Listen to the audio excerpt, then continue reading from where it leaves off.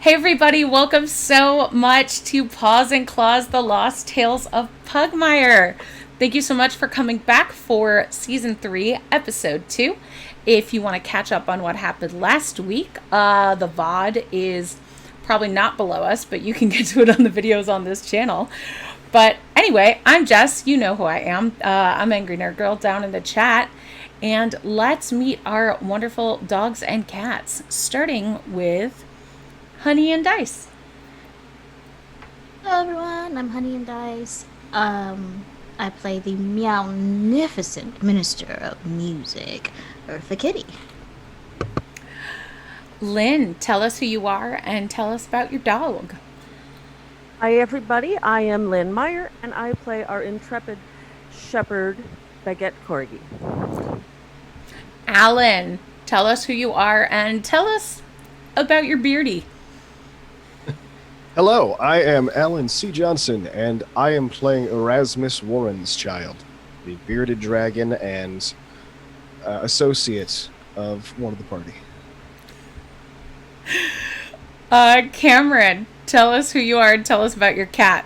Yeah, hi everyone. I'm Cameron Blair, and I play Jean-Pierre Cachet, the most revolutionary cat.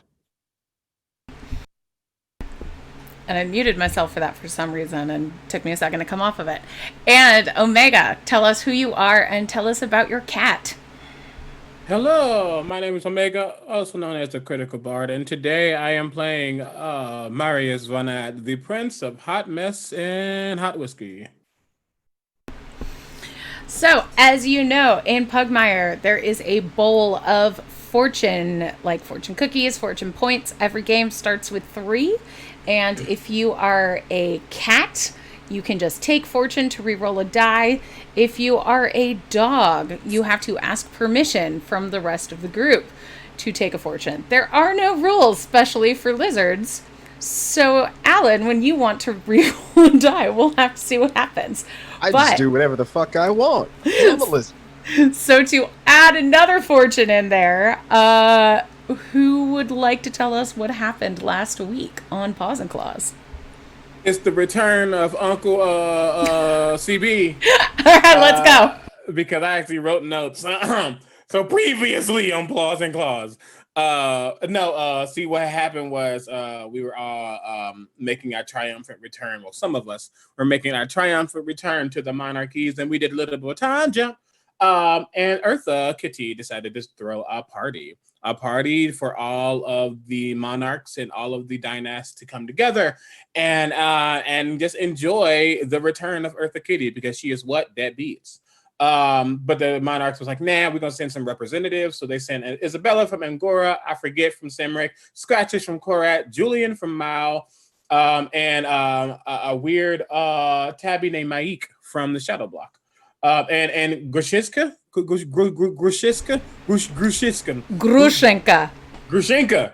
was close. Grushenka from Siberian. And basically we learned who all these people were.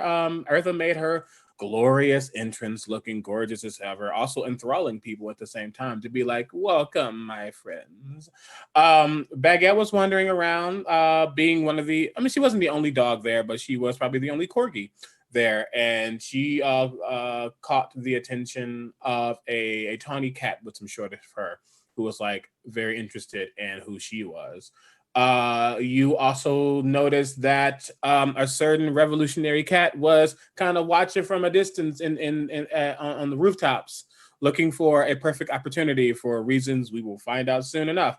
We also were introduced to a really drunk as fuck cat, who wasn't that drunk. He's just very lively, for lack of a better word, named Marius. And you also notice that he had a friend, a very tall bearded friend, a bearded lizard friend named Erasmus, who was telling some stories to some friends. Side note, Marius tried to throw a roll of him and failed. Like I said, Eartha made her entrance. We all started enjoying each other's company, well, from a distance. Meanwhile, while this is happening, Grushenka and Julian were having a little conversation, and that's when JP was like, "Ooh, somebody from Mao, I got him." And he kind of came in, sauntered in while we were partying and having a good time, and casually planted a fucking bomb inside of Julian's little bag that he had. And as he tried to get out, our certain guy was like, nope, it's time for a dance party. So we all had to do performance checks to see how we did as we started dancing with each other.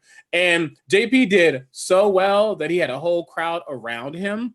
And also another crowd formed around a certain magnificent minister and a hot mess of a cat who started dancing together like, ooh, what's up? You pretty. Ooh, you stink.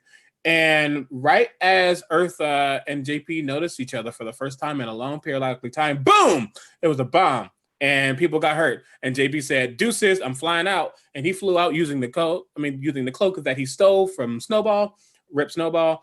And it was chaos. Erasmus and Marius noped out of there. More so, Erasmus was dragging Marius out of there.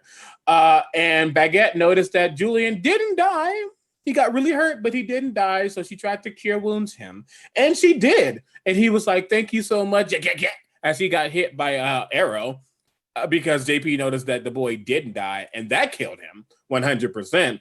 But Baguette said, nope, Baguette uses Revivify. It's super effective. And she brought him back to life. And before JP could do it again, another wall of force came up. With Eartha was like, boy, cut that shit. I'm done. This is my party, and you're not going to kill nobody here. The fuck?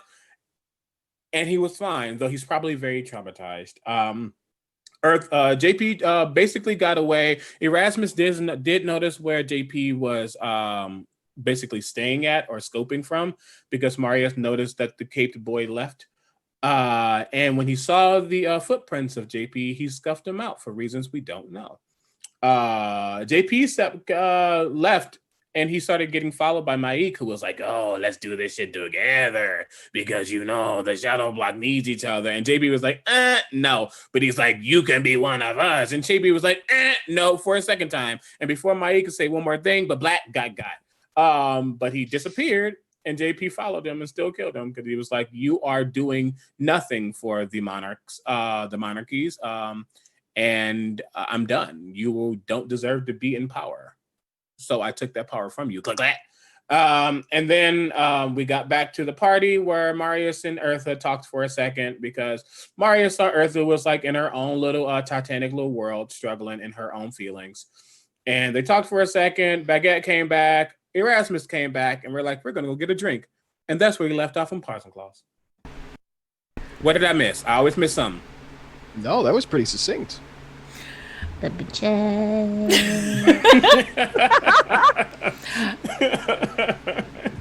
Say a couple. Met someone named Sandy, and then Sandy was like, Agora got some secrets. And somebody was like, oh, there's some giant snakes, there's some monsters. I don't know why I read that down, but there's question marks and exclamation signs. Oh, yeah. Oh, and also the person that Baguette talked to was like, oh, you're the child of Morty Corgi. And she's like, standard dad. Yep. So, yeah, that's a little weird thing happening between them. So, who knows what that is? But yeah, that's that. That was worth 2 fortunes. Hell yeah. There we go. We actually got to use them this time because we never do. Yeah. I haven't used a fortune once in this campaign. I don't plan to start now. All right. So, when we left off, Jean-Pierre, you were back with your buds. So, we'll get to you in just a second. Everybody else, you were getting ready to go for drinks? Or was it just Eartha and Marius who were going for drinks? I know you were trying to drag Baguette out I think it ended up being all of us. Okay. I latched onto Marius, and then Baguette were just like, hey, you. So remember, Baguette wanted to stay, and Eartha kind of made it clear that that was not going to happen. Don't stay where someone almost got assassinated. Yeah. You're muted, Lynn. Oh. There we go. No, you're still muted. No. She wasn't muted, and then she muted. Oh, damn it. I'm sorry. How's it now? Good. You're perfect. I'm trying out a new headset, everybody, so that's why we're freaking out a little bit. Like, does it work? Does it not work? I like it. It lights up. And it has rainbow colors on it. So. All right. So, Eartha, since this is near your home, do you have a place that you would prefer to go to? Or would you go to somebody's house? Or do you know of somewhere that, like, you would want to take everybody to lay low? Because of the duality in which Eartha lives, she would be headed to a place that she's familiar with, that everyone is very discreet, somewhere that may not actually look like a place that has drinks, but those in certain circles would be aware of. It's a safe place to come and eat and drink and chill out, lay low, and so on. Okay, so maybe not like a big deal place, but like a small kind of out of the way place. She has no desire to deal with any more assassinations in the next, 4 to 5 hours. So, Okay. So you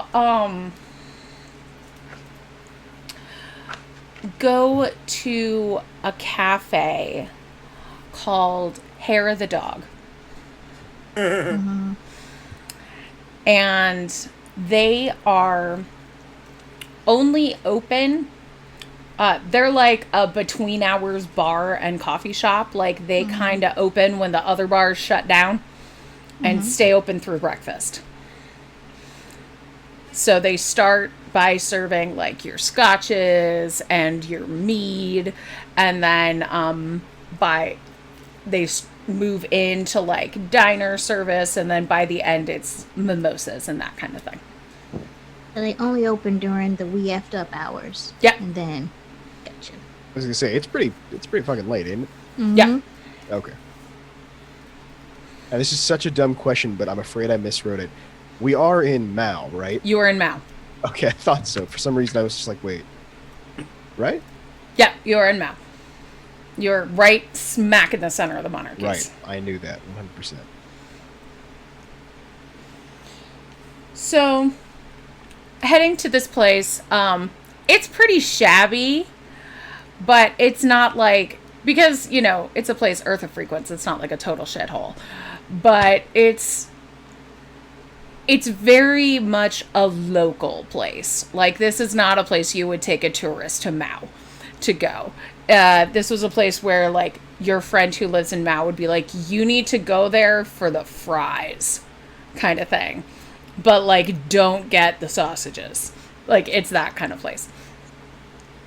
So you walk in. The floors are a little bit sticky, but it smells like fryer and coffee. And there's a sign that says, seat yourself. Cool. Is there anyone else in here at this weird hour of the morning? There is a cat wearing like a guard's uniform, sitting, having a like kind of staring dazedly into a cup of coffee, sitting by herself in a back corner. And there is a young mother cat with like 4 kittens, one of whom is howling. And she's trying to get them all pancakes.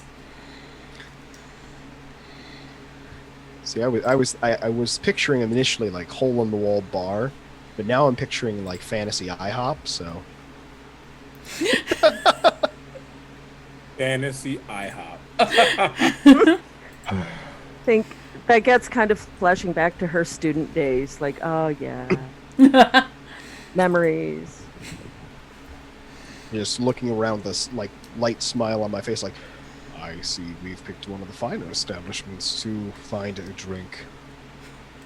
I come here mean, often? don't knock it until you try it. I don't know why, but I have a sudden craving for.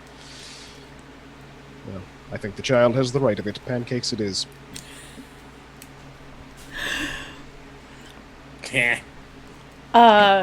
Tabby waitress comes up to you with a massively floofy tail and kind of scruffy fur otherwise. Like, you could tell she probably spends time by the fryer. She's got a hairnet on. She takes a look at you and goes, Eartha Kitty, you're back in town! Hello, darling.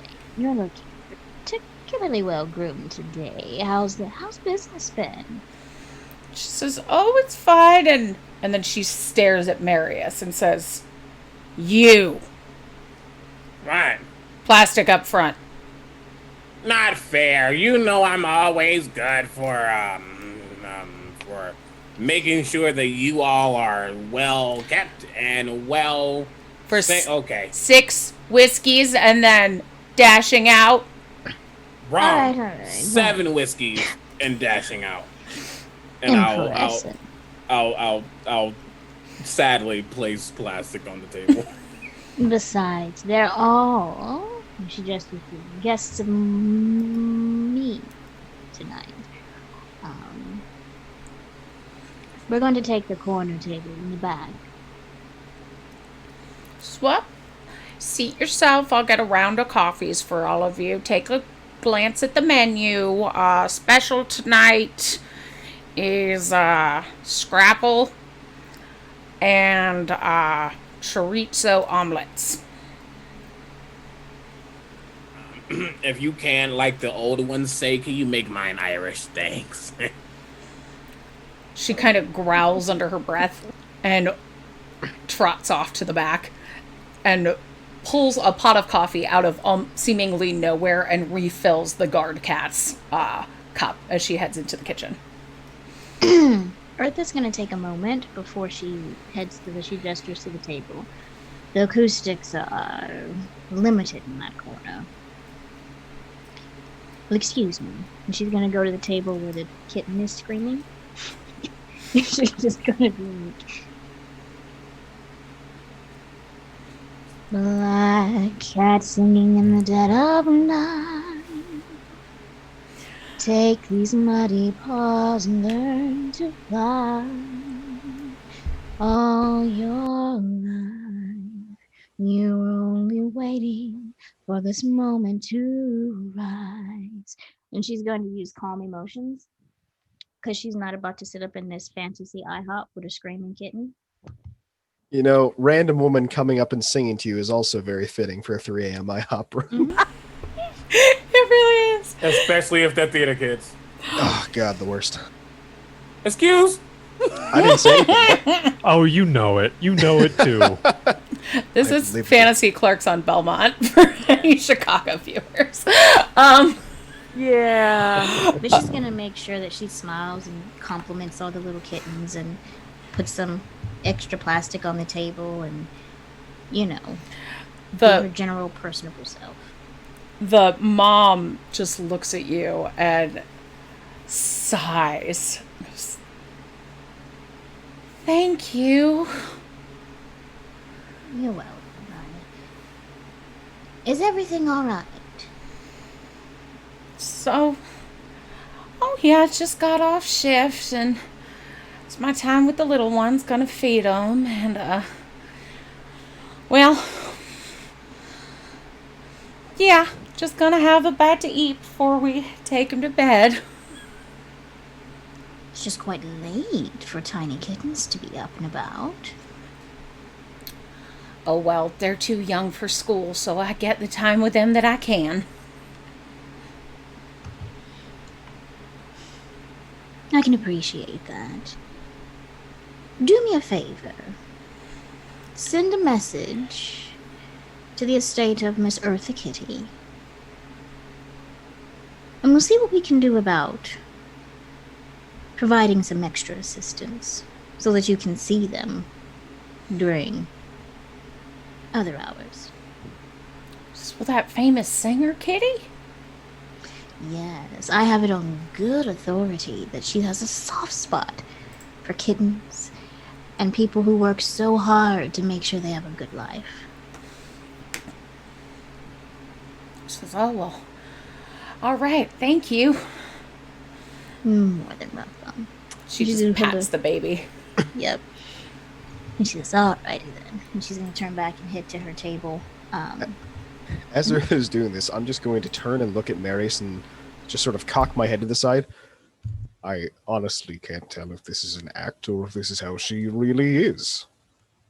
If so, I am honestly quite shocked. Is that voice? Is that familiar to you? Like, I mean, like obviously it's Eartha Kitty, but that's something I don't know.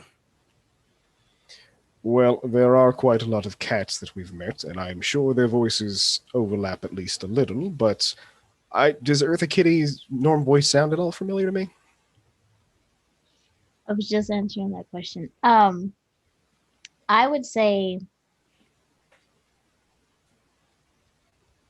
if she was singing in a more operatic-ish kind of style, probably. But in this particular case, it's a little more of the Eartha sound that she has tailored.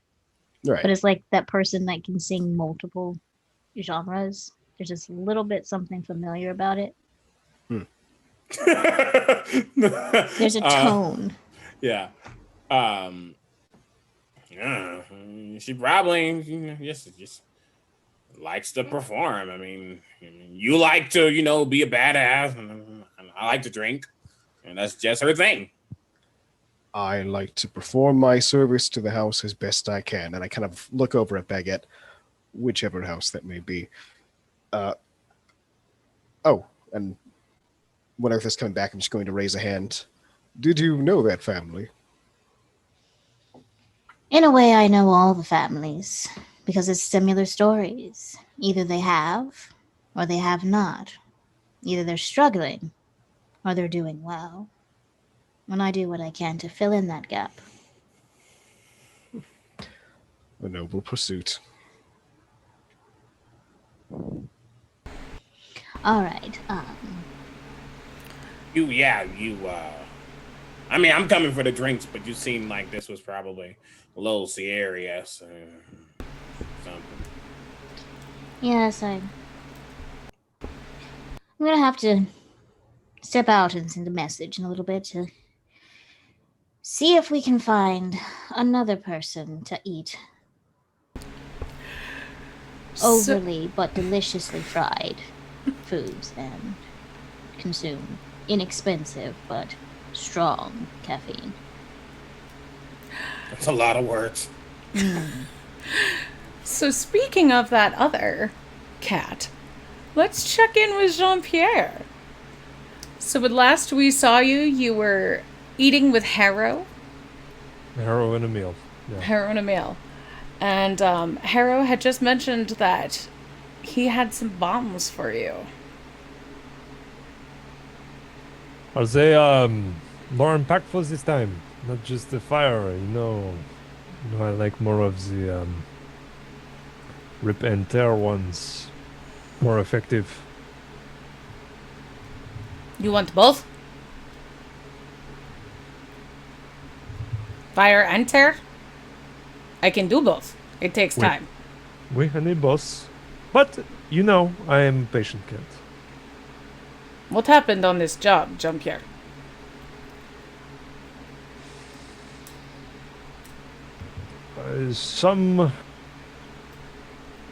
It did not go as planned.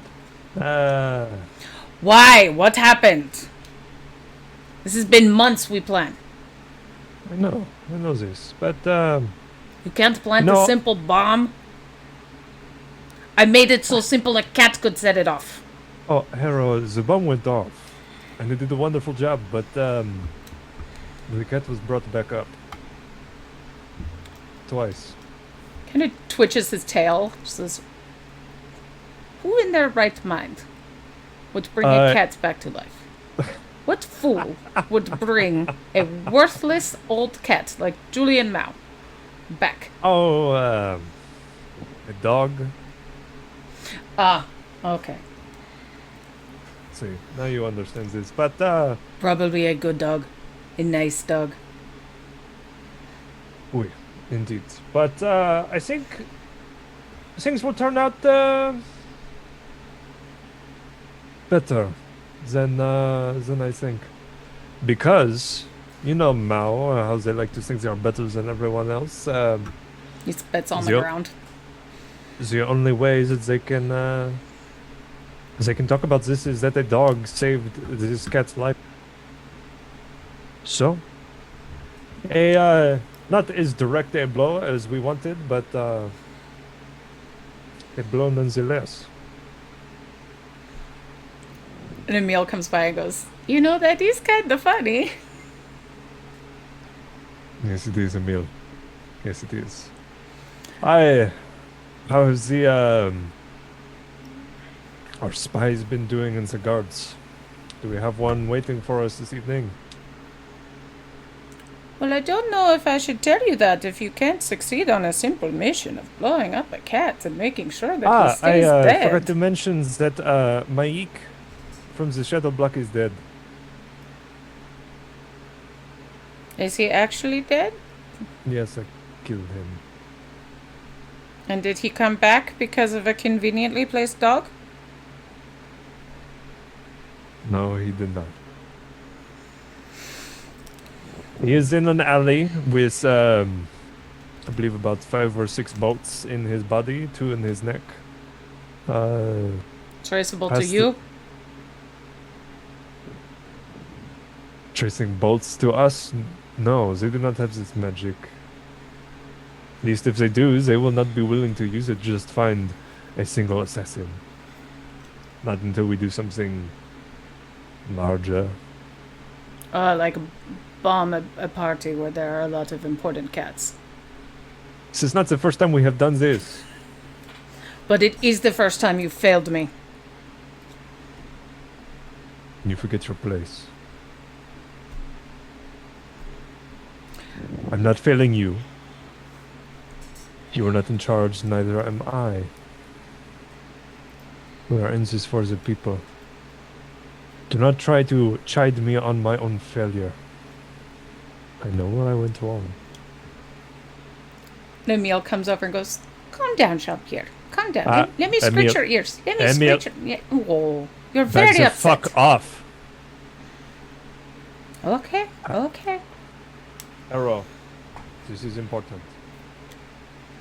We are not kings. There are no kings left. There will be none when we are done. You are not in charge. No matter how many times you want to blow up something, you are able to do that on your own. He smiles No? really big when you say that, and you see all of his, like, pointy teeth. My friends,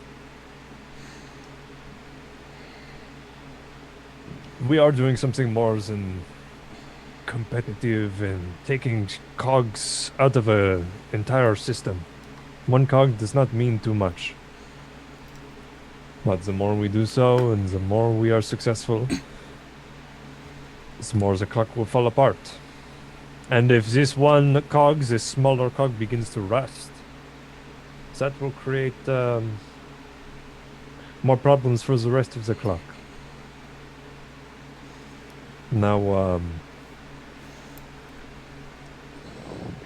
Emil, tell me about these spies.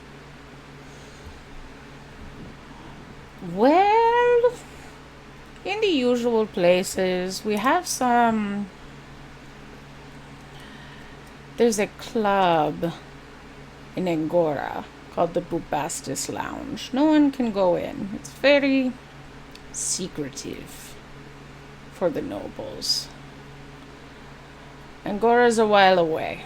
While we try and infiltrate, I've heard that they have similar clubs in each monarchy. Good. Secret gatherings of nobles up to something. They move. Very good to know. So this is how can we get in? What is this next step? Are there guards that can show us in, that can get us in when we get the things that they need that their employers will not provide? Well, if you know a noble.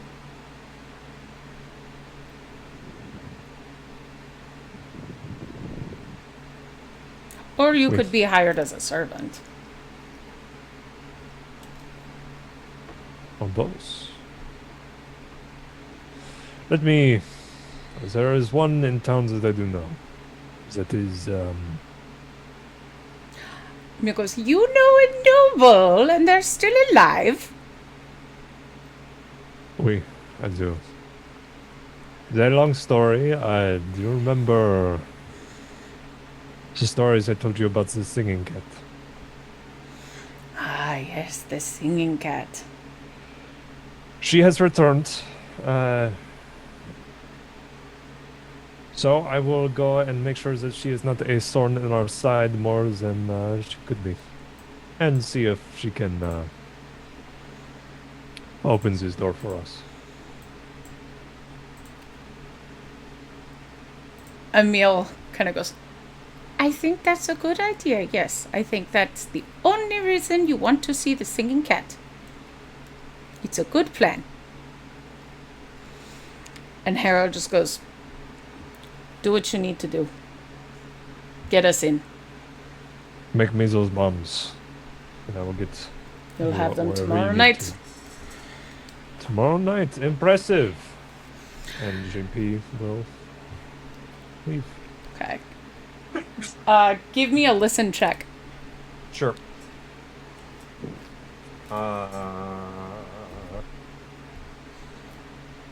That is an 18. In 18? Yeah. Okay. So behind your back, you hear Harrow muttering as you leave. Of course it's impressive. Some of us succeed when we set out on a task.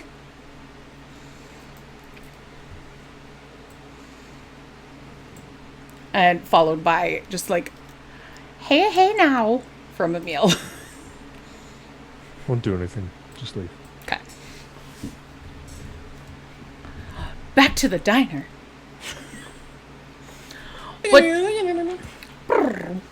What y'all getting?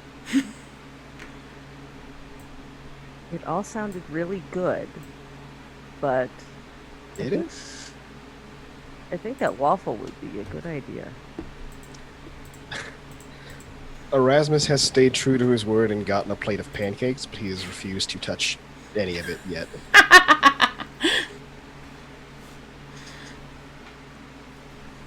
And coffee. Very strong coffee.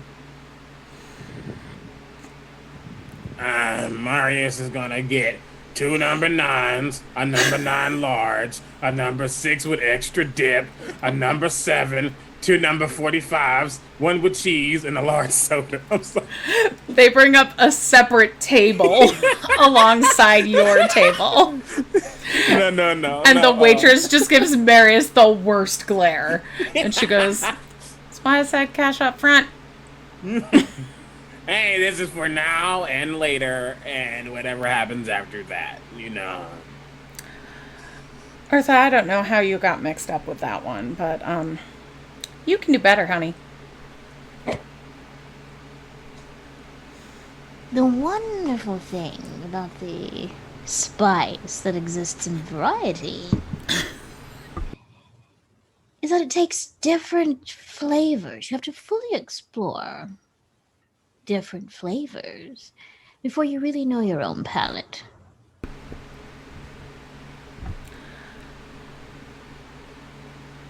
All Scruff uses in the back is salt, lard, and maple. I'm well aware. If you can please get me a small thing of...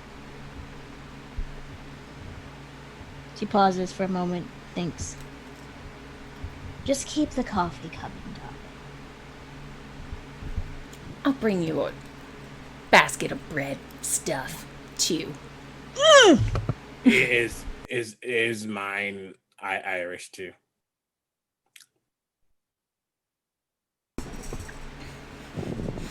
So you okay? Bread haunts me every game. I'm sorry. It's fine. She's gonna be like, yeah, a toast. Just toast it lightly. Bring a little bit of butter on the side. The real butter, not the other.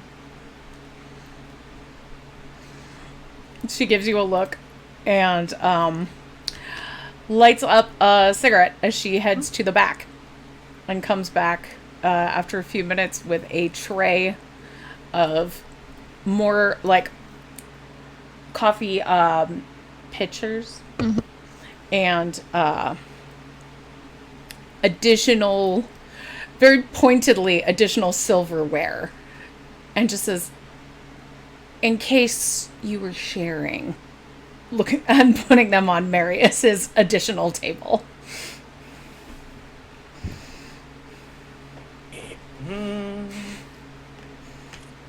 He will look at the silverware and look at the food and honestly doesn't even touch it. Not yet, at least. And this might be just his asshole move that he does every now and then. But he does take a small little piece of meat and he like rips into it, looking over at Baguette and Eartha. This out. I know you aren't from the monarchies. No. And you were from the monarchies, came back to the monarchies, flipping and reverse it in the monarchies. You are monarchied now. Question. Either of you can answer, but I figure Eartha might know more. Who was that guy in the cape? Here's a question. Did Baguette even see JP? I don't think I so. don't think you did. I don't think- think so, because I was going the other way. So Yeah. I'm fairly certain Marius was the only one who like saw him in the cape out the door, whereas Eartha saw him when he was leaving. Yeah. Eartha and JP locked eyes before the bomb went off. Yeah. With Yes. Marius there, Yeah. and then Marius actually saw him leave. Yeah. Yeah. Marius So- was the only one who saw him in the cloak of feathers. So yeah, Baguette's gonna give that curious look that corgis get sometimes and be like, "What? Who?" I mean, your party was nice. It was great. Trust me, I've been to a lot of parties. It was pretty good. Sorry about the whole blow up thing, but that brings me to the point. Who was that guy? I mean, we were dancing, having a good old time, smelling like lavender and whatever else you smelled like.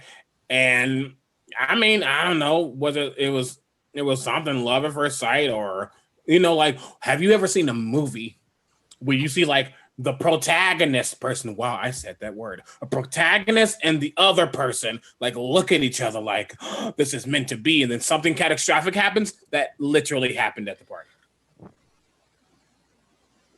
I'm just saying. Marius, perhaps you would like to try that again, but a bit more succinctly. Eartha just takes a sip of coffee. Yeah. I picture Eartha and Baguette in sync, just drinking their coffee and kind of going, "I don't know how to respond to that." But Eartha looks bemused. She just looks bemused as she just traces a claw around the rim of her coffee cup, but like on the soft part of her paw so it doesn't make a sound. And she just listens. I probably said too many words. Bring it in. Mm-hmm. Person left. Mm-hmm. Cloak. Mm-hmm. Person saw you dancing with me before left. Mm-hmm.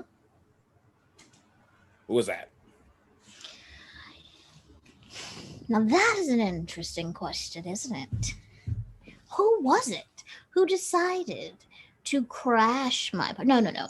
Crash would be, glass, shattering and an explosive sort of situation that was more dramatic. Now, who decided to infiltrate my to-do, plant a bomb on... Quite honestly, I don't understand why they send him anywhere these days. And then completely ruin something that I've been planning for the last few weeks. I also would like to know who that is, mostly so I can have a couple of words. But here we are, not knowing who, what, when, or why. We know the when. Enjoying greasy breakfast food and strong caffeine in a diner. Life, huh? So you were saying then, Miss Kitty, that you don't know who it was that might have saw it fit to crash your party? I think the question is less who it was and who would dare. I don't know. Who would? Attack an associate of House Mal as well as the other houses? Yeah, that was weird. I gotta be Mao. It can be Angora, Siberian, any of them. Be Mao. Could have been any other one, and you went for Mao. Because they're the biggest target. Where? They're not. The biggest, and quite honestly, from an infrastructure standpoint, one of the easiest to topple if you took out the right columns. Well, luckily Julian is not much of a column himself. But you don't know who it might have been. Well, if he's not much of a column, why would someone target him? That's what I would like to know, actually. To make sure they can't use him as a support beam. Wait, getting back to columns. If Julian gets taken out, what does that mean for Mal? It means that there is less for them to be able to do, and more for them to be able to actually have to put someone valuable out on the line. Who are you? Right here. Wow, my pancakes are so talkative all of a sudden. I was gonna come back to you for a second and be like, do you know where she would go to a diner? Yeah. And of course you do. Oh, yeah. Oh, God. Wait, I'm not drunk yet. Who is that? You just see, it's like a instinct in, there's a flash of a thaumaturgy that happens where her eyes just flicker from being normal to like silver as she hears the voice and shimmer back to regular, and she goes,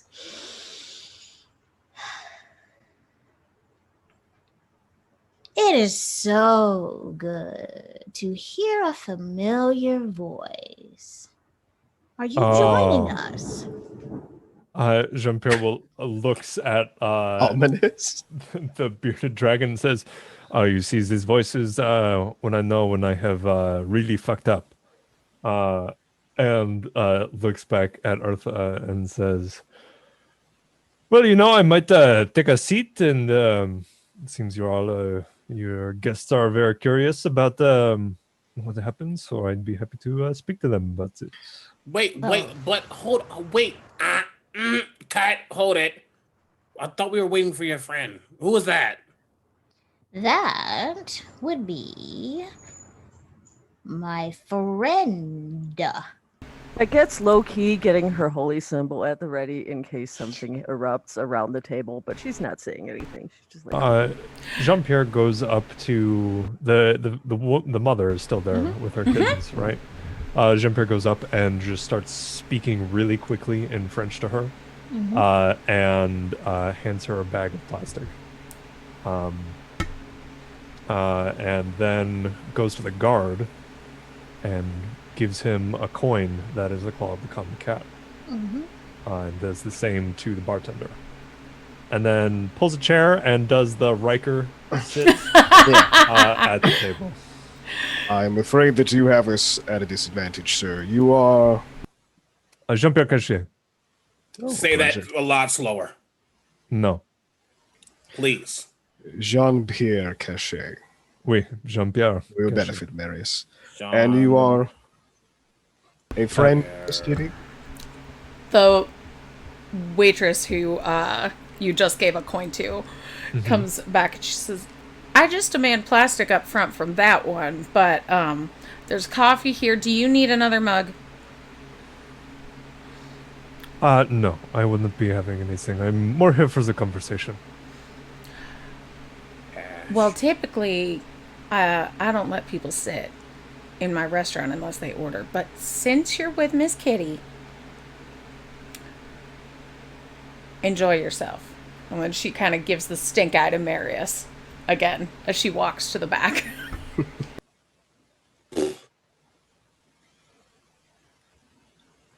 She's usually very amiable. Did you not pay her for something? I don't know you. I'm still lost on that, so I'll come back to that answer. Turning to Eartha. What's happening? Wait, excuse me. I'm still waiting on the Irish part.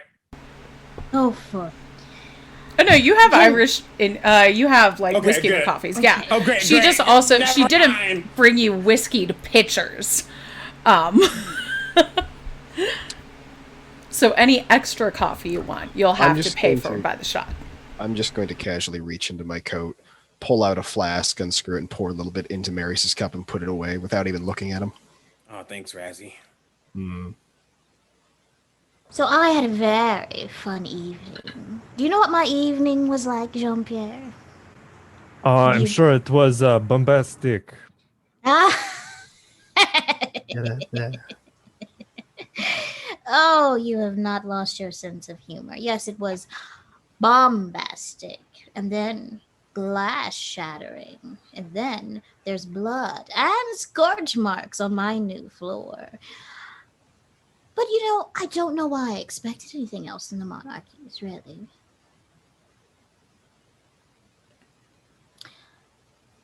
Anyways, Mao, Oui. I pretty much gift wrapped quite a few of them. Well, Monsieur Dragon here took one away from me as well. It was going to be Drushinka and Julian. But, you know, it's all how's the dice fall? The Siberian. Oui. Ah, so you would be our would-be assassin. Oui. Well, I'm sorry to deprive you of your quarry. One Well, does it's not... quite all right. It is, in the end, it turned out better than I think me and my comrades expected. As I explained to them just before I arrived here, having a dog resuscitate a member of Mao, even a fledgling one such as Julian, will be devastating to their standing amongst the other houses. That's the only good thing about this particular situation. Except it happened at my party.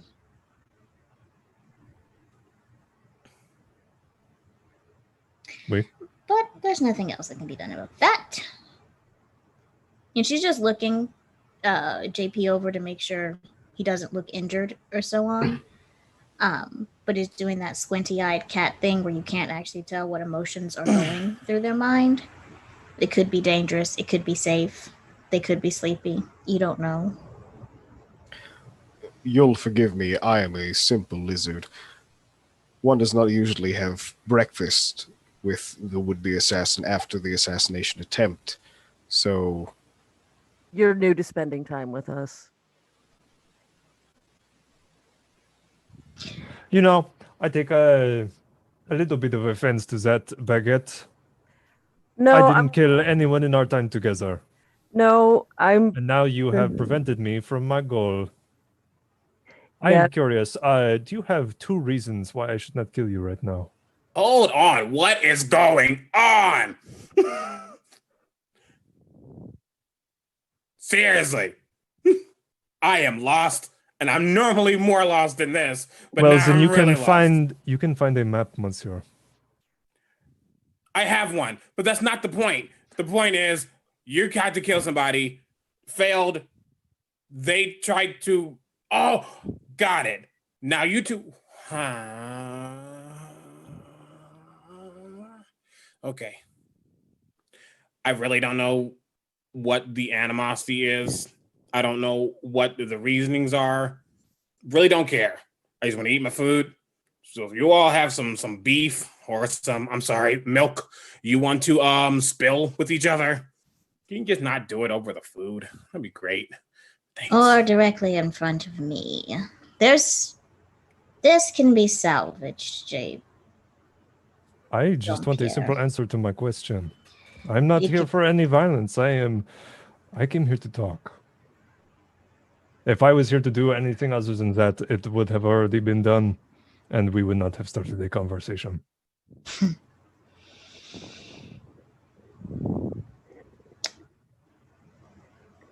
I've explained to Baguette I how am things waiting work. for my answer from Baguette, not from you, Eartha. Thank you. Well, if there was a plan to kill people, I should have at least, I don't know, been told about it so I could pretend that I didn't know about it and be elsewhere. Because I don't know the politics here. I don't know Julian, but I do know that I'm a dog in a cat kingdom and we're about to go to war.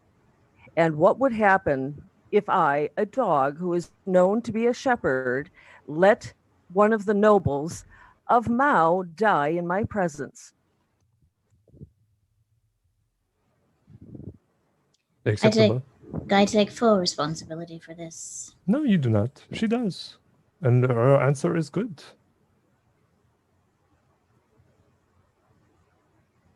Like I said, I did not come here for violence. I came here to talk. Forgive me if my questions are focused. I expected nothing more. Or less. There were several important people at that particular event. I want to know why they chose to come, because I knew it was going to be my type of party. But Siberian was there. Siberian survived, and Siberian is going to see this as an opportunity. Precisely.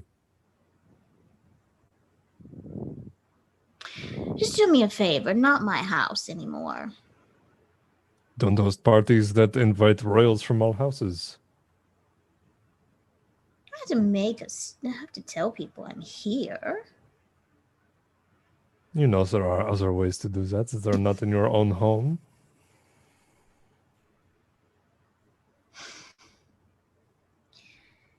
It's good to see you. It is good to see you as well. Mm-hmm. These are my new companions. We met them at the party. One of them is one of the most adorable drunks I've ever met. And the other one is apparently a Razzie. Erasmus, usually short for Preferably, that. yes. Erasmus. Warren's child. Very good. I suppose you're his bodyguard. Nothing so base as that, no. Ah. I just Very like good. to keep I an know eye on him.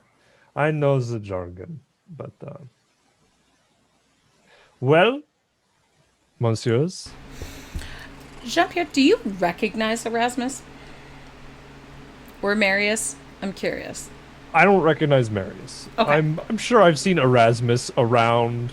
Depending on how far and wide Jean-Pierre has operated, Mm-hmm. say within Mao, Siberian, Rex, possibly. Yeah. Okay.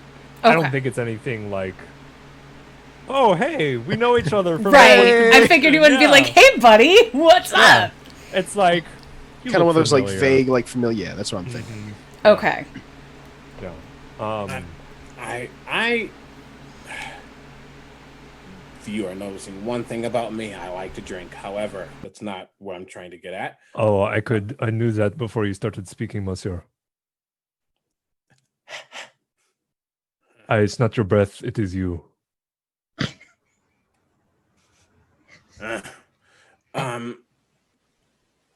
Question. Wait. I know a lot, but I don't know a lot. People don't really look at the drunks, but everything happens in front of the drunks, thinking the drunks won't remember. We will. So you're like some caped crusader, like killing all the royals or something? Something like that. Don't encourage him. Well, I'm just curious. I mean, he just literally admitted in front of people he doesn't know that he's killing a lot of royals. So I'm just like not really royal, the dynast and the monarchs and all those people. I'm just trying to see like who's on your hit list. I'm like, well, why? I admit to a small amount of curiosity myself. Was this in the employ of one of the other houses, since we are being so personable tonight, or... You know, it may be in service of one of the houses, but it might not be for you to know. Fair enough. Just wanted to see how much we are planning on sharing this evening, since you've joined us for conversation. Of course, of course. But it seems we have all gathered here for one reason or another. So, why are we here, Eartha? One, I was hoping that you would decide to swing by. Well, And one two. gift granted. And two, to have a safe place to discuss what just happened. And seeing as we are a few of the people in the know, as in you two saw, I needed to make sure that these two aren't about to run off and tell people about what they saw. And I needed to make sure that Baguette wasn't at my house when people came to do their investigation. Very good. And to find out, do you need something from me?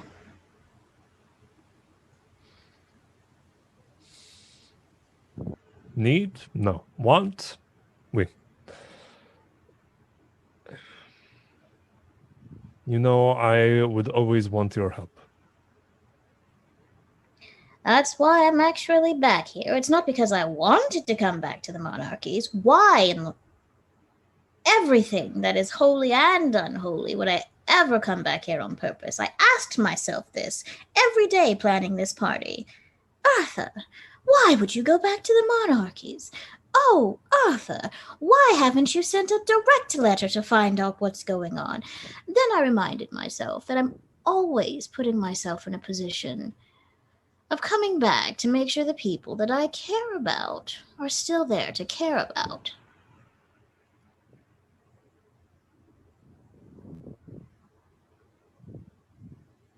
So,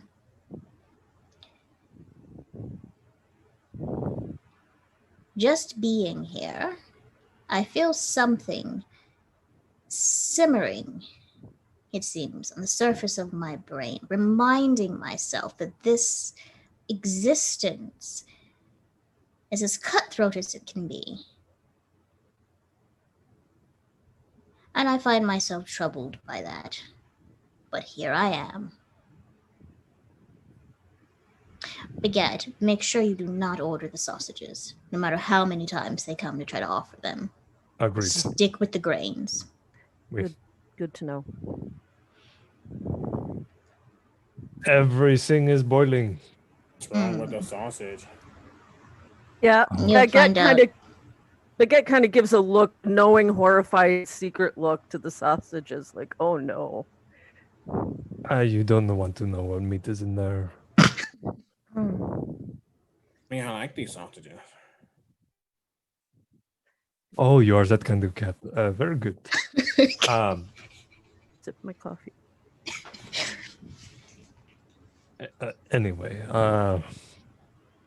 everything is simmering just before it boils over.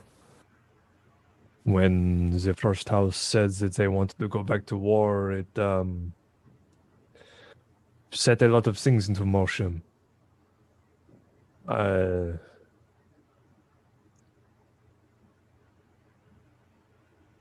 It's all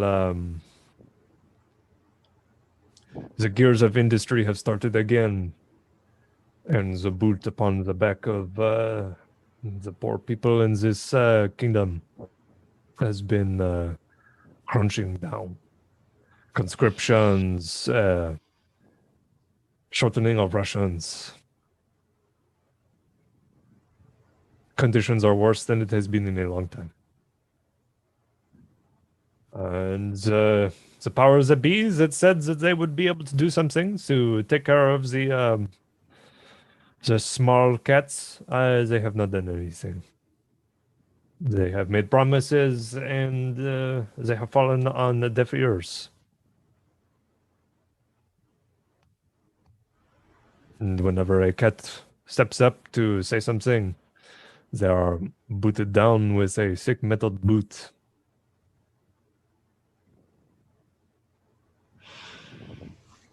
Well, here we are. Baguette, did you hear that? Everything in the monarchies is awful. That's just existence, and people do what they can to make it better.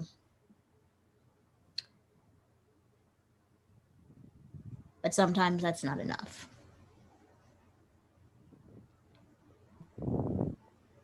Are you really going to eat all of that, Marius, darling, or just a percentage of it? While y'all talking, he is just like going to town. Yep, just I eat and drink when I'm confused. So What would you like to know?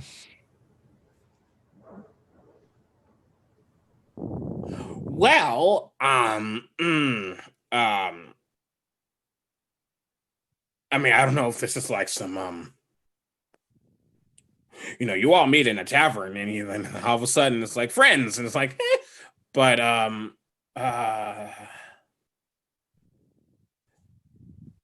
what happens when you like, I don't know, just kill all the royals or whatever you're trying to do? I mean, I see trying to, I guess, be a cat of the people or a cat of the kittens, a cat of the felines. I don't know. That's like, worthy as cures and all that. But what happens after that? You just destroy everyone and then it becomes... Are you asking about me personally or the movement? here we go, the movement. Well, I mean, it sounds like it's one and the same. No. No. Then I'm even more lost. Question, just real quick. What are the odds that how widely distributed are JP's pamphlets? Yeah. Probably. It's like quite. I feel like I'm starting to understand who this man is. Yep. And I feel like if those pamphlets are readily accessible. That and Erasmus would know that the cat that has before I'm all over the place. Before Jean-Pierre left the monarchies to go on his adventure in Pugmire, and before the assassination that was the catalyst of him leaving, he had been struck in the palm with a crossbow bolt. And he has a scar on his left paw that is through there. And Jean-Pierre talks with his hands a lot. And you have definitely seen that. You have definitely... So it's pretty clear that, yeah, you know who this is. Okay. Just checking in. Yeah. Please continue. He doesn't wear gloves. No. Cat, he's got pads. He doesn't need gloves. If he doesn't want to leave beans prints behind, he would wear gloves. We're going to be able to track Jean-Pierre through bean prints. At this My point, bean printing dust kit. Is there anybody else in this not IHOP? Funny you ask that. Just around this moment, a uniformed mouse walks in the door, looking very nervous. This mouse is wearing black and yellow, and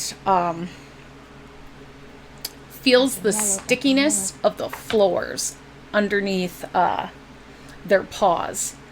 That makes a beeline for Erasmus. With one paw behind their back, they hold out a letter. I raise an eyebrow, an eye ridge. Say, it's for you, sir. Thank you very much. And I'm just going to lean forward and just take it. They just kind Surprised of you managed to find me. stand there. As he stands there, Eartha is just going to be softly humming with her eyes cast down, and there's a slight shimmer of silver. And it's just and I'm going to cast Detect Thoughts on his mouse. Okay. They have to Is there a save? Wisdom? No. Wait, just a minute. You probe as an action, you can either shift your attention. It's surface thoughts unless I want to go deeper. Okay. And Does it have a save, or is it just a thing? they have to make a wisdom saving throw if I probe deeper than the surface. Okay. Wow. Okay, yeah, there's no saving throw on this. Okay. Unless they... Yeah, no save at the jump when you. That's probe, what I no thought. save. This mouse is thinking, oh, mittens, this place is really dirty, and I've been running around looking for Erasmus, and I want to go home. That's fair. What is it that they've handed me? A sealed envelope. And what is inside the sealed envelope as I crack it open with a claw?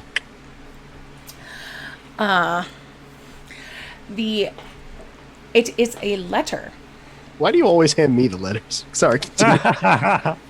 Black and yellow is which house again? Meow. Yep, that's what I thought. Uh-huh. Meow. Meow. Jean-Pierre, as Erasmus cracks it open, is going to give the mouse some plastic. Okay. And while Jean-Pierre is leaning to do that, definitely looking to see what that letter is. 'Cause Okay. He knows what's going on. Give me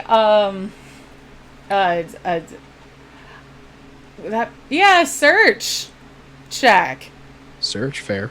Yeah. Search. I'm searching for insight.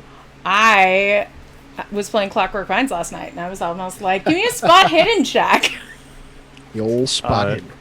16.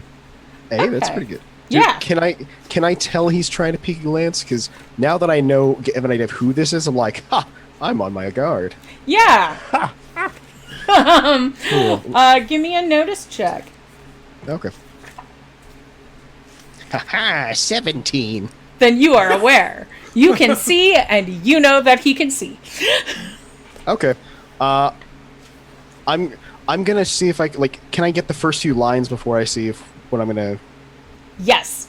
And I just totally blanked on your last name. It's what's child? Wilders? Warren's. Warren's child. Warren's child. Okay. And I'm looking at the end. Who's it from? I don't care about what's in it. Okay. I was gonna say, if I catch him peeking, there is just gonna be a little, eyes flick up at him, little eye contact, and then I'm just gonna be like, and just turn the letter a little bit. So you were looking at the beginning, and you were looking at I'm the just end, looking- and no I'm one's just looking- reading the middle. I'm starting at the top and working my way through like a normal human being. Well, you're not a human being. You're a bearded dragon. Shit, you got me there. All right. Okay. It says, Warren's child. I've been made aware of Julian. I assume that everyone else is safe. Respond immediately. Dynast. And then a paw print. Dynast. Such a good title, Dynast. I'm going to look at that, just sort of give it a little curt nod, fold it back up, and hand it back to the mouse and say, everything's fine. Run along. You don't want to try the food, trust me. I wasn't sure if there was supposed to be a return message. That is the return message. Okay. The mouse just kind of looks really confused at all of you. I look at the mouse and I go, Don't let Razzie, punk you around. I hand him a piece of the sausage. I give the mouse a look that I've never given Marius, which is just the coldest, like, little gleaming smile, like, I will end your career and your life in that order. Give me an intimidation check. Hey, I'm good at those. I'm really good at those. Oh no. That's a 28. So little mouse got a 5 to resist. So little Still mouse, smiling, though. you see like little tears well up in the mouse's eyes, and he just drops the sausage on the ground and goes, "Oh, mittens," and just picks up their tail in their paws and starts worrying their tail while they run out the door. Okay, I'm going to watch them go, and then I'm just going to sort of wipe my hands and look back. I'm sorry we were interrupted. What were we talking about? Razzie, they were just a little mouse guard thing. Can't let them get some food. It's very late in the night. I'm sure they were interrupted in their sleep to come give this message. They deserve to get back to bed. And a piece of food. Not from here. Or at least not the sausage. You were They seemed warned. uncomfortable anyway. I can't imagine Very. why. And Eartha's just gonna look kind of and look between Erasmus and Marius. And then back to Erasmus and back to Marius. And then back to where the mouse left and came back.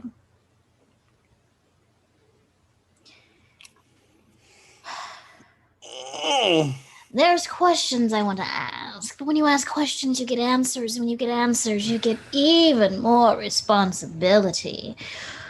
So what I will simply ask is,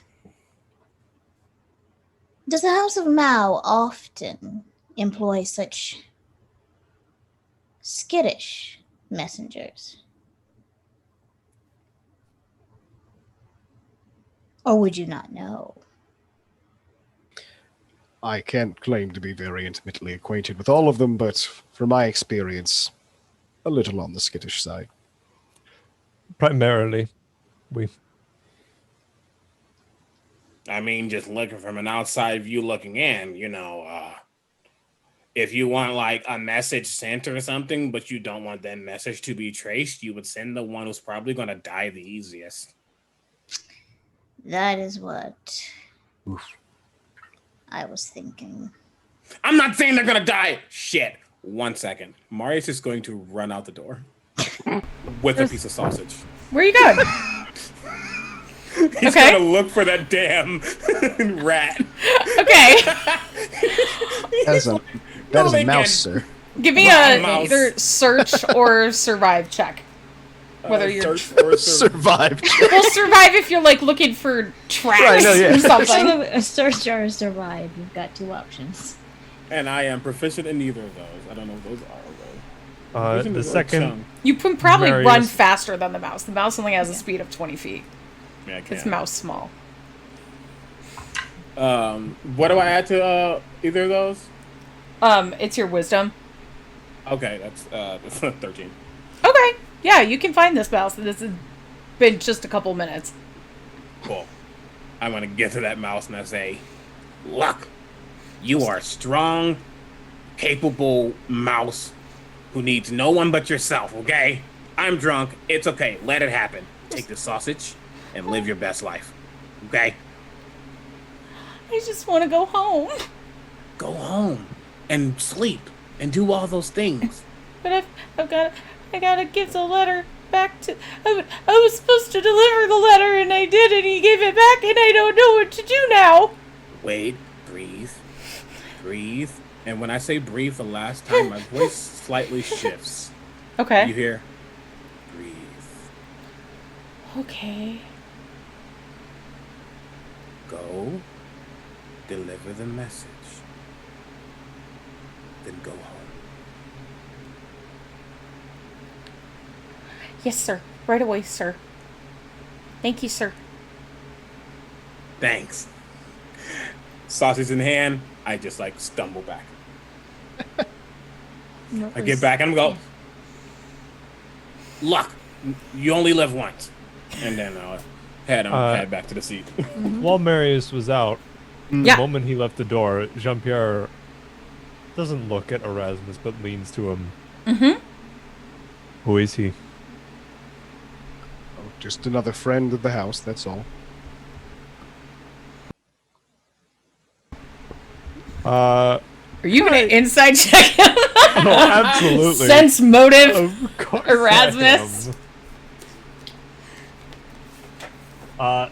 Non-natural 20. What's that against? Is that a... If you bluff are or- lying, then roll a bluff check. Okay, thank God, I'm proficient in that. Ooh, okay, that's... Wait, bluff is plus... Charisma. Charisma? Yep. Alright, 22. God dang. Damn. Dang, guys. Oh my Okay. god, Jean-Pierre, is that the first time you have succeeded plus on a 2 roll? to charisma, plus 5 proficiency. I got it. Yeah. Eartha looks very, very. There's a flicker between being amused, impressed, and concerned. And she looks between Erasmus and JP. Like in her mind, she's thinking, this is the best combination, but the worst combinations at the same time. As she sits there and she goes,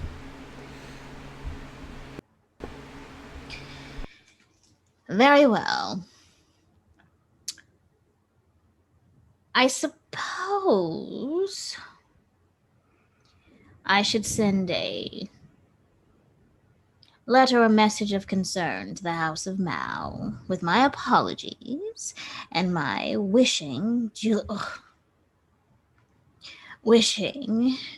a speedy recovery from the traumas of the evening, and perhaps to arrange a meeting. Baguette, how are you feeling about all of this? She's metaphorically sitting on her paws right now. It's not her kingdom, not her politics, but she's got her own ethics and calling, and she's trying to just be and not insert herself.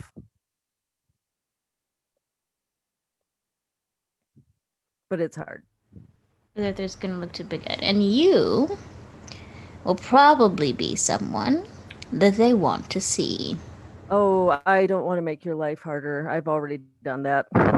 This will make it easier. You're the dog who saved the Mao noble at the unfortunate catastrophe that took place at the residence of the rebellious rabble-rouser, Miss Eartha Kitty.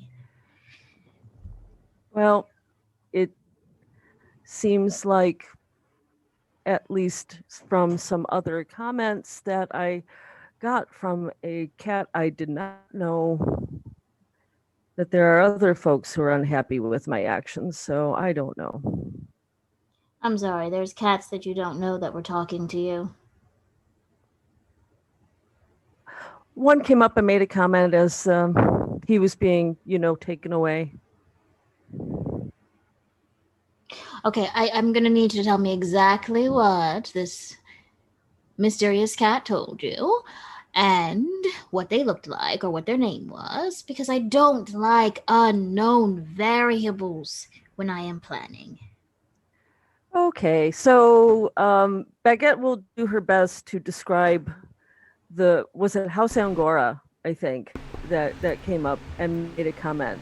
The one that was rude to you was from Yes. House Angora. The one that Yes. wants to meet with you tomorrow was Sandy Von Rex. Right, so she's going to describe first the one that made the kind of rude comment. It's Isabella von Angora. Yes, Isabella. And then Sandy wants to come and talk with me later. He seems to be a really big fan of my father's. Sometimes I wish I still consumed alcohol.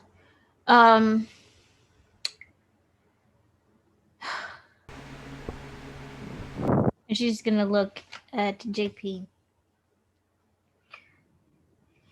What do you need my help with?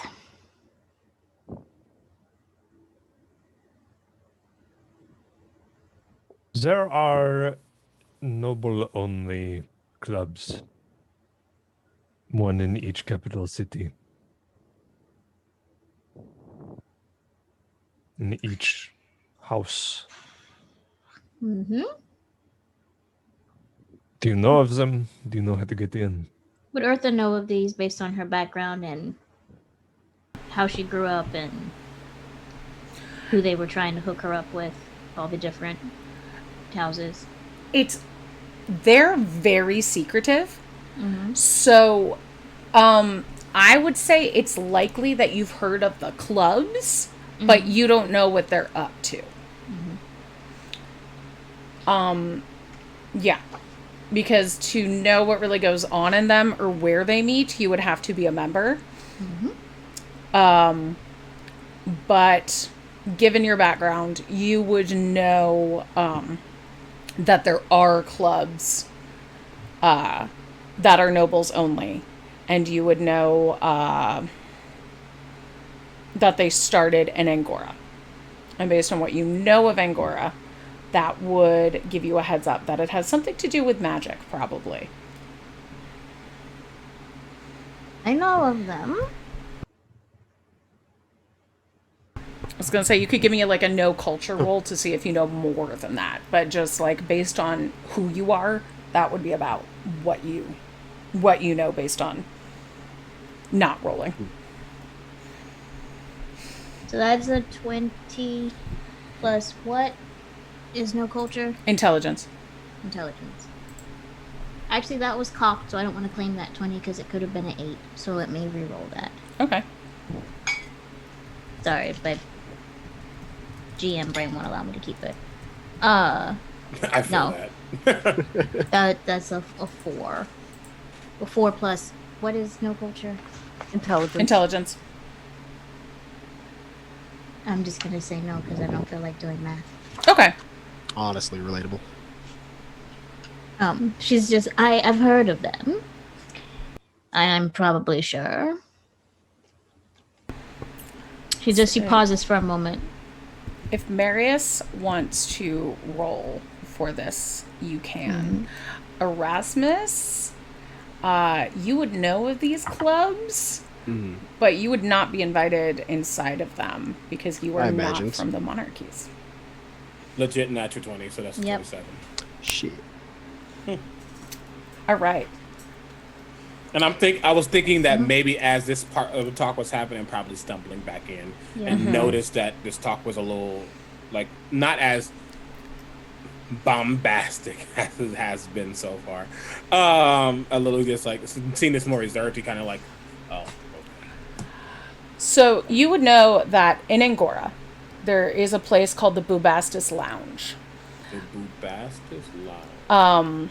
And it's a collection of nobles. No one knows who's a member, but everybody who's anybody is one. Just like everybody knows somebody who's a member, but nobody is a member kind of thing. And Marius, with your nat 20, you would know that the Bubastis Lounge is really just a front. It doesn't really have anything inside of the lounge except for a massive temple for a warmongering religious sect known as the Seekers of Ubaste, or the monarchy's equivalent of the Friends of Man. And there are Seekers of Ubaste in every monarchy, but they don't have a club like they do in Angora because they're not. Angora's thing is to always like push the magical envelope. Like it's pretty common in Angora just to summon unseen anyway. And that's kind of what the Seekers are all about, is talking to unseen and bringing people back from the dead just to further their own knowledge. That was a lot more than I was expecting. With a nat 20? Yeah. No, that was. That. I mean, like what the content actually was. I was like, what? Oh, damn. Yeah. All right. Just fulfilling my worst nightmares about what this could be. Check every box. But So necromancy, unseen, and whereas the Friends of Man focused on like getting all the cats out through violence kind of thing, the Seekers of Ubaste want to conquer Pugmire. So that's been their whole thing, is raising unseen and harnessing unseen, letting themselves become possessed by the unseen so that they can take what rightfully belongs to the monarchies. Yep.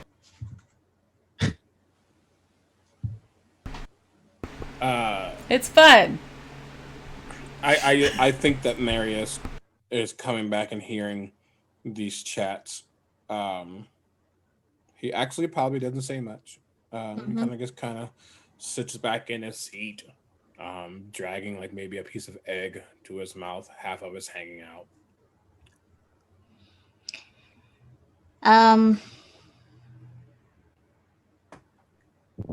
Eartha just looks between Erasmus, Baguette, and Marius, and then looks back at JP and then lowers her eyes.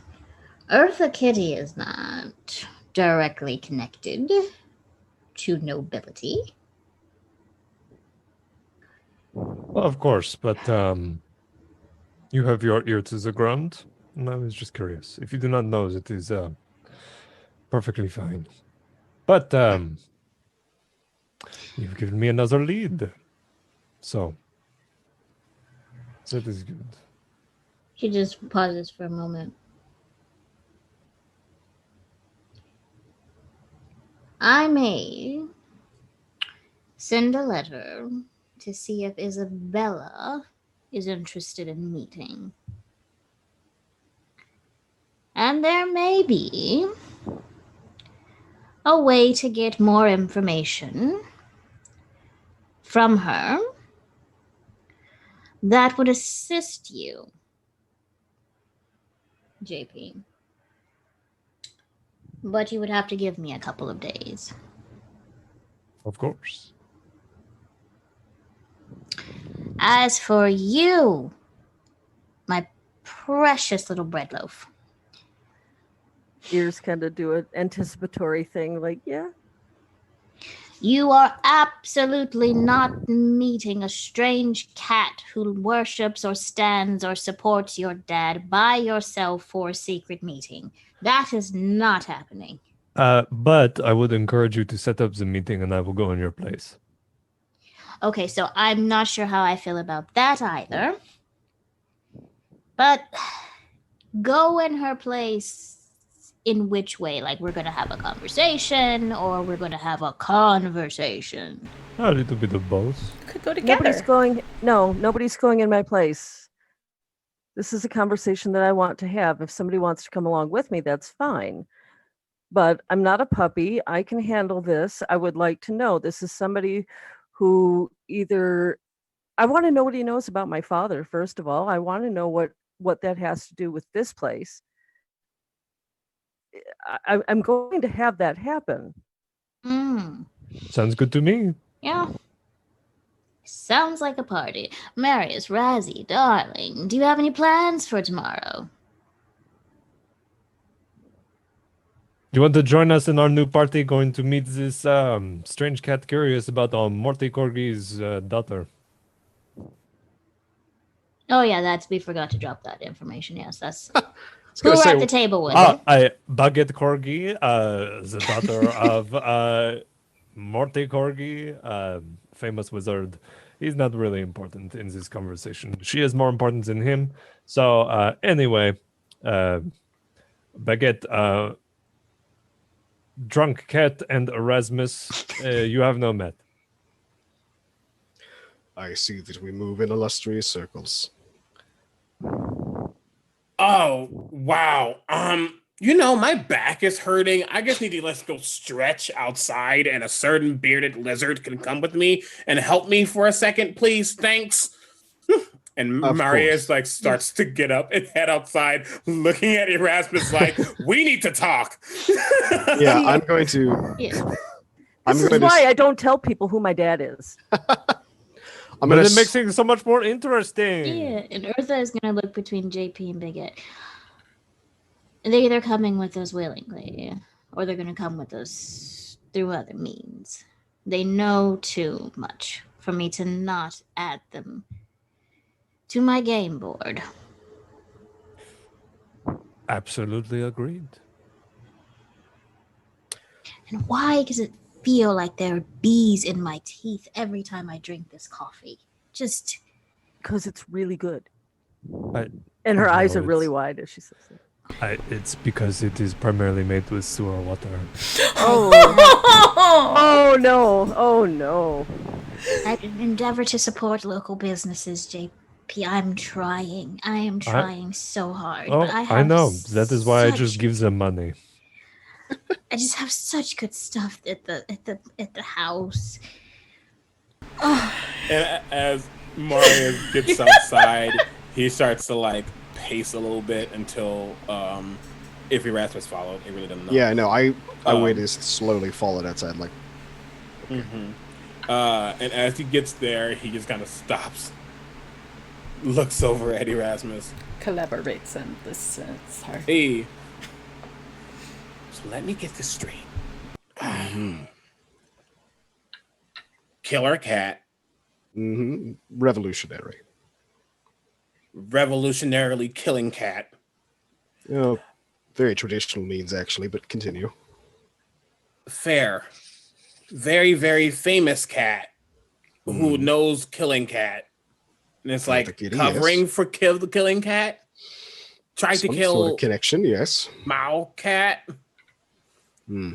And might come for other Mao cats. I'm starting to see where your concern lies, yes.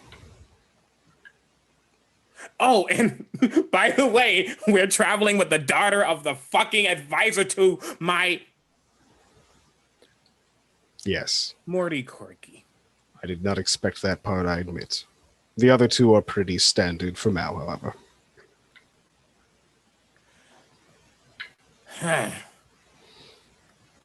Okay. But here's the thing. We know too much now. So now we have to play along with this little game. This is like they're playing chess. We're playing checkers. Obviously, we suck at playing checkers. So what do we do? Do we join them? Do we run? I mean, we don't really have to run. We can fight. However, you see where I'm getting at now. I tried to get away from all this and I'm stuck in it. And you're like the only one who knows these things. So, I need some guidance, please. Deep breaths, Marius. Very good. I understand your concerns. And if it would make you feel better, I can always send a message to your mother. And like I pause at that, like, yeah, okay. I don't like you right now. I have tried to get away from all that. I've done it very well. I've done it even so much that, even knowing who the hell I am, they still can't come after me. And now my fucking cousin almost gets killed twice. And now we're traveling with the person who just tried to kill him. I'm confused. Marius, let me assure you at the very least that while I am here, nothing will happen to you. Your cousin, though I can understand why you would wish to see him safe, will be fine, I'm sure. For now, the best that we can do is keep an eye on the situation. That cat in there, I think I have an inkling of what it is he wants. And if Miss Kitty has the connections she claims, then it seems that they have a plan together. Where the daughter of Morty Corgi comes into it, I honestly can't say. Where Morty Corgi is concerned, I try to stay very far away. But in this instance, it would be best and even safest to keep them where we can see them for now.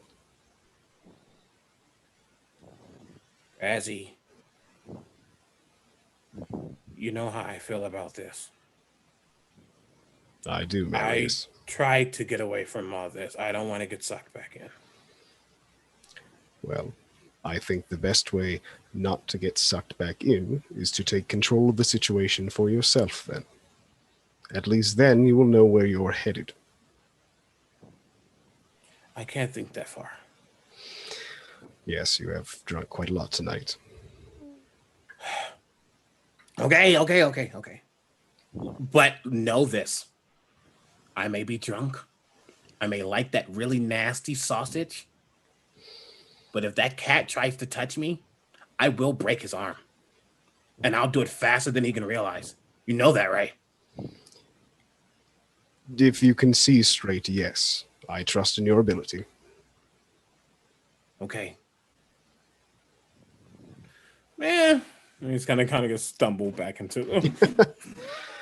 I'm gonna follow after him, and as we come through the door, I'm just gonna put on an obvious fake laugh, That's a good one, Marius. So we were discussing what we can do to help the cause of the common cat. No, we were not. And how did you know that No. is the name of my No. organization? No, that's not. We are not discussing any common anything. We are discussing Baguette's Ah, yes. not so blind date. My apologies. I get these things confused. I'm getting on in years. You know how it is. No, I don't. Well, you're still young. I'm just going to sit back down and drink my coffee. So while the two of them were outside, what was going on with the reunion of the three of you? Considering that last time you'd had a conversation with Jean-Pierre, he had just straight up vanished. He didn't vanish. You robbed me. He robbed Grimly and ran away. Eartha's just staring. It's JP just in that way cats do where they don't blink. The dominant stare. Baguette So- tries to take a sip of her coffee and puts it down. Oh. Like, oh no. So,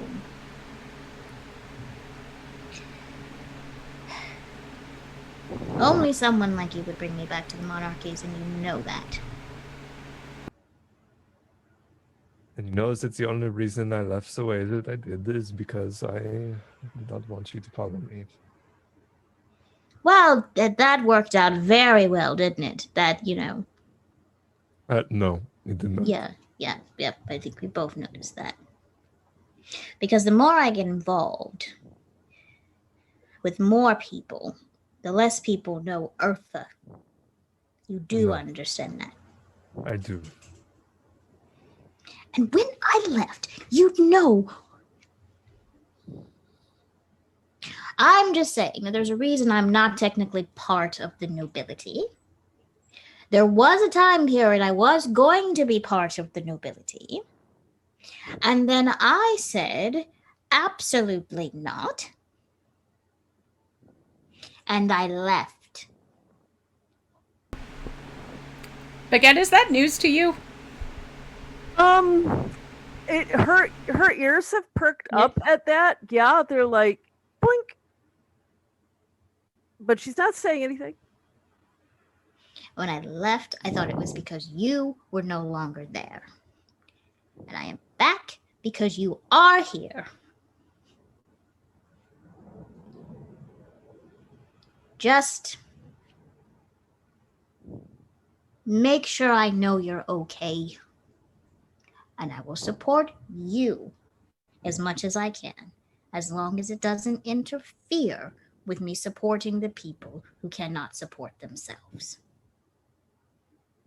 I actually have something for this situation. Jean-Pierre will go in his bag and pull out a what looks like a music box and give it to Eartha. You know how it is not fair using my weakness for gifts. No, it directly ties to what you were just talking about. If you would not be able to open this and produce a sound right now. If you try to open it, it makes no noise. Mm-hmm. It will open on its own and make noise when something happens to me.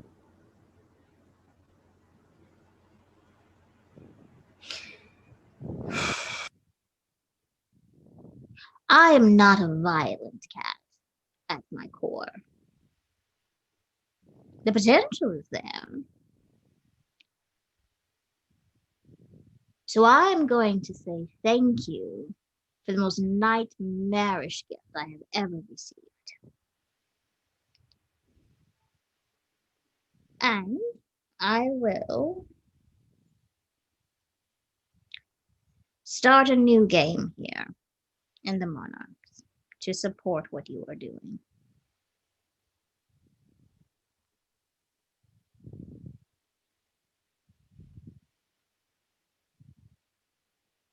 Do not let the two outside know that.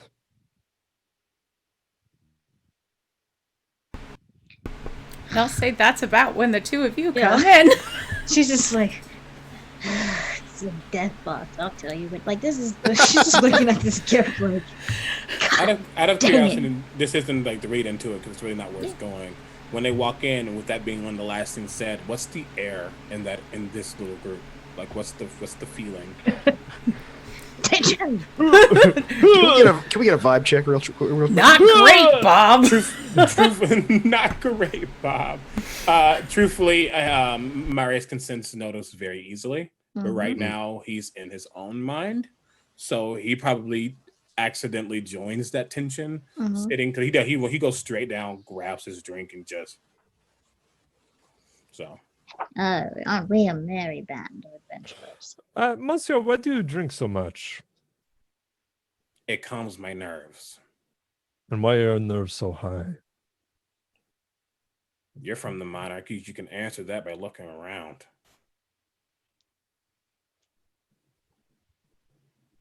Very true. So we By got the done. way, it's Marius.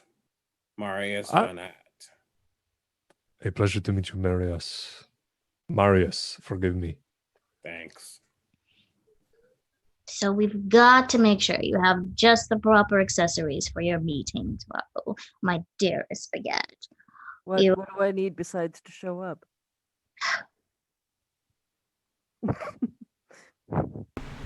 Baguette's innocent. I think Baguette is correct. She needs only what she needs. She's not from here. She is not her father. So let her handle these things the way she wants. Fine, deprive me of yet another one of my pleasures. Oh, I'm not going to say no. I just genuinely wouldn't have thought other than to just put on my nice robes and be there. That's fine. Just put on your nice robes and be there. That is what you should do. Oh no. I'm not, and Baguette will just sort of take Eartha's paws and hers and be like, I would love it if you would get me at my best for the meeting. I want to do right by you. And Eartha pauses. See, this is why I'm concerned. It just took me pouting and saying I wanted something, and then you were just melting. Yes, but it's you and I know you. So, done. At this point, the waitress comes back and looks at the mood at the table. And goes, so, do you want the bill? Do you want seconds? Do you want a doggy bag? And then looks at Baguette and just her jaw drops. She goes, it's okay. I'm so sorry. It's fine. Do you want a to-go home bag?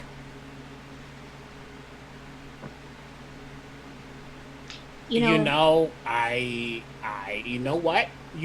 Since you don't trust me, and you have every right to not trust me, I am not a trustworthy person 50% of the time, but I can be now, and I'm going to reach into my bag and pay for the meal. Oh, big spender now, and a drunk. People drop coins, I collect. It's a terrible combination. She goes, and the to go home bags, yes, no, do you Anything. boxes? Oh, I don't want to speak for you, Marius, but I was going to say anything that is still left over. Please package it up and we will distribute it to those who have not yet had their meals and are on their evening shifts. You're so sweet, Miss Kitty. She takes the plastic and then comes back with some boxes. So we're in agreement. We're going to have an adventure tomorrow together. Chaperones for the most shadowy of semi-blind dates. And then I'll write a letter to Isabella. I can write it for you if you wish.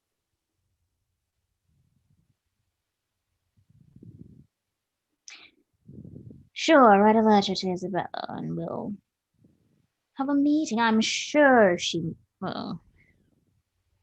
And are these some of the cats that technically would have grown up with Eartha age-wise, or are these the older ones? Let me see. Isabella is the daughter of Priscilla, who is one of the younger dynasts. So yeah, this is Yeah. She probably knows who Isabella is. She's just I really Like that bitch. Yeah. Because Eartha is a minister. Mm-hmm. Isabella is a mancer. I'll tell you that. Yep. And they share a lot of the same. Spoiler alert, ministers and mancers share a lot of the same spells. So she's just like, I will write a letter to you. Can write the letter to Isabella, but I do not want you to meet her on your own, JP. Of course not. Angora is not let's just say, cloak and daggers aren't exactly their style. No, it is not. But that makes things easier for me. If you survive your tricks. All right. I have survived plenty of the tricks. Oh, that's right. I just feel like Marius is that meme each time JP has spoken, especially about something he's done or can do. Marius is just like, watch out, we got a badass over here. I mean, like, no shade. That is totally JP's vibe. JP's like, I could do this, and he's like, okay. I was gonna say really quickly, when the waitress came back with the boxes, he would have said, you know, the group of the little ones who run around in the back. Can you make sure they get that food? She kind of looks at you, and then looks at Eartha, and then looks at Jean-Pierre, and then looks at you again, and she just kind of smiles, goes, yeah, I can do that. Thanks. That's all. She looks to Baguette. Just so you know, we are very unique cats. Oh, I'm sure. But the average cat is not going to share their food like this. I was wondering. This is not a cultural thing. Not a cultural thing. And panning out on making plans for tomorrow. I want to hear what everybody's thinking, and then so we're going to go one by one and say what you are thinking, and then who in the real life you are, and where we can find you. Starting with, we'll go in reverse order this time, starting with Marius. Marius, after asking the waitress to do that for him and just kind of sitting, keeping to himself. Obviously, he knows that Erasmus is sitting next to him, but it's that, you're still here? Cool, great. Comfortability.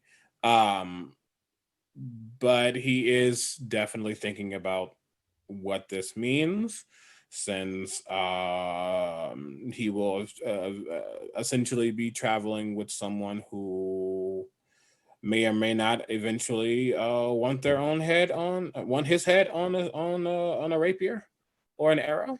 For reasons that's not yet revealed in game. Kind of. But more than that, it's not really about him getting killed. It's more about is my name about to become a problem when it hasn't been a problem in a while. And he doesn't like that variable. It's actually making him on edge. But he will travel for the sake of continuing to stay ahead of the situation versus behind it, as per Erasmus's words. And he will do what's necessary from there. He just does not like the situation he is in at all. Past that, hi. You can find me everywhere at Critical Bard. I do a lot of D&D shit, tabletop stuff. I'm a partnered streamer here on Twitch. I do a lot of variety things every Tuesday. I have a talk show called In Unison where I duet with someone in the community. Next week, it is going to be Abria Iyengar, aka Quitty. As segue, on Sunday at 3 Eastern. I'm probably lying at that. Sunday at some point, look at my channel, the premiere of Creature Collectors on my channel, Critical Bard, with Lily Sparks SDM, Abria, Mackenzie De Armas, and Jesse Inokalia, aka Soren from the Dragon Prince. We're all playing a, for lack of a better word, Pokemon meets Ghostbusters meets Digimon meets Cardcaptor Sakura style D&D game. So that's gonna be fun. But yeah, you can catch us there, and that's it for me. Keep making trouble, y'all. Jean-Pierre.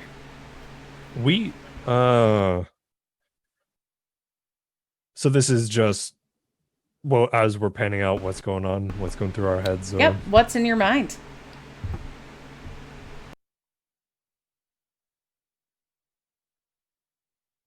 Who is Marius?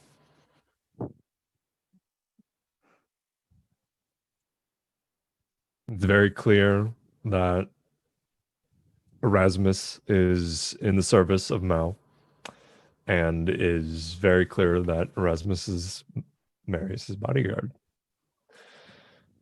Nothing to go on yet, but that's fishy as fuck. So Jean-Pierre is kind of going with the flow with everything else and thinking about that, but is just like running through every possibility of what might be going on here. And with that, I'm Cameron Blair. You can find me at Worldsmith Cam on Twitter and on Twitch here. I've got a few things in the works. Got a Cyberpunk Twitch game that'll be premiering later this month. Super excited about it. It's a wonderful cast, and we're going to be telling stories that talk about a lot of what's going on right now, but in cyberpunk lens. You can also follow me on Twitter for thirst traps, politics, world building questions, and other bullshittery that I do. It's great. Come join the barbarian horde. That's it for me. Erasmus. Yes, hello. Panning out on this lovely scene, Erasmus is thinking to himself that this has been a shocking turn of events. Ironically, the thing he's most shocked about is the fact that Baguette is Morty Corgi's daughter. Because that's just like, what in the goddamn?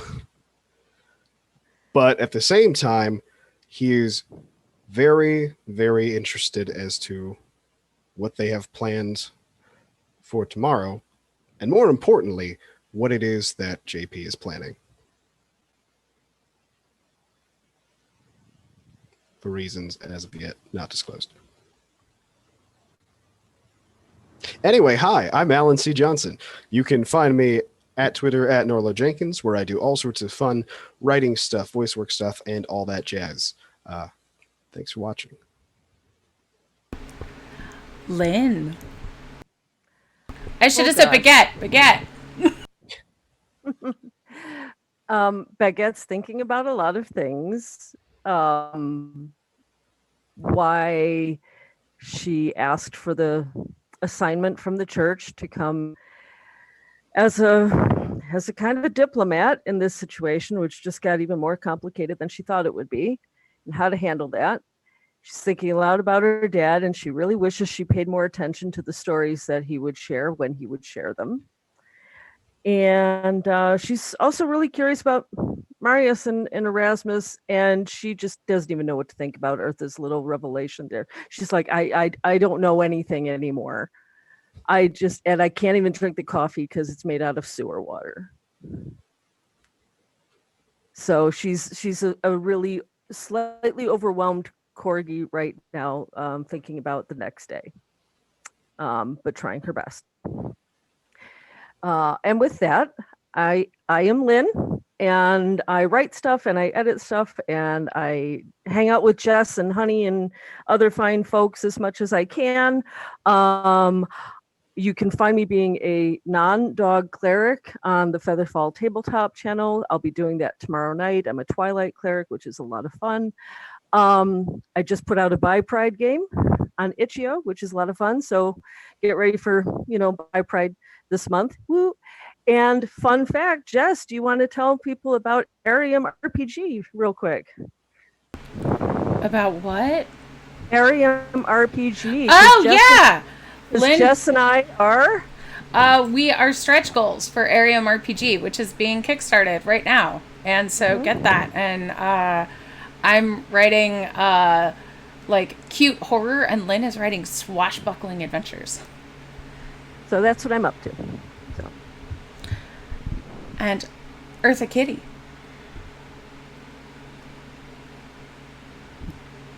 Eartha is quietly and contemplatively watching this newly collected group of people, and in her mind she's thinking about how it was just reflexive as soon as someone wearing house colors came in for her to use detect thoughts. She's thinking about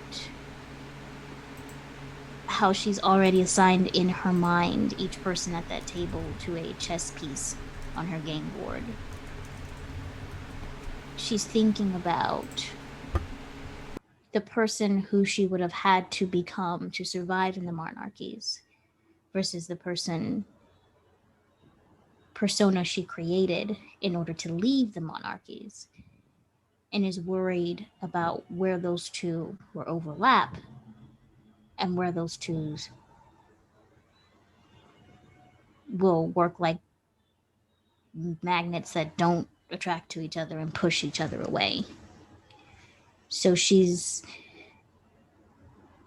especially dealing with the House of Mansers and the fact that when they were trying to determine what house she was in, it was either House Siberian or House Angora when they were going back and forth to see who was missing a kitty.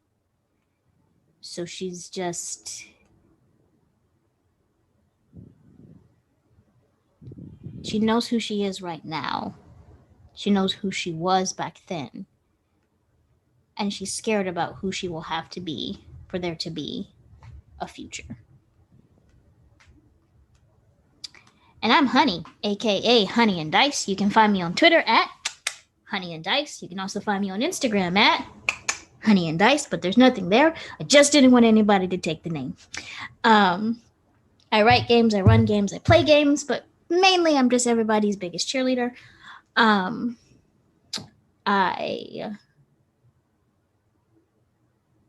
am going to do what I always do and forget to promote anything that I'm working on, and I'm just going to say, remember to love your you. And if that's hard today for whatever reason, know that it's okay, because it's okay to be okay. There is a hashtag going around right now called Thirst Trap RPG, and I've seen some people who are responding to that or talking about that and going through some personal dysphoria concepts and feeling a little bit down. I encourage you to go support all your friends, hype them up, remind them that they are beautiful people inside and out, regardless if they share pictures or not. And that what makes different people thirsty, just like in this party, Eartha doesn't like to drink alcohol. Marius swims in it. Different people drink different things. So just remember that thirst is subjective, and you are a beautiful person. So remember to love your you. and that I love you. And please have a wonderful evening. And I'm Jess. Thank you so much for joining us. I released a game over the weekend called The Coven at the End of the Lane. It's so good. Oh, thanks, Lynn. Here, I'll drop a link to it. If you want to be a witch and hang out with other witches in the spooky house that's like in everybody's neighborhood, that's the game for you. And tomorrow I'm going to be on Joshua Barbeau's channel playing a Dusara, a vampire huntress. So apart from that, so check that out. I'll host it here too, but go there. And thank you so much for joining us. We would love to see you here next week. And we're going to do a raid, so stick around for just a few minutes. We're going to go raid Chromatic Chimera and show them some love. If I put it in right. Yeah, and thank you so much. We love doing this for you and being here for you. So have a wonderful week, and we're going to get this raid started. Bye, everybody. We love you so much. Bye.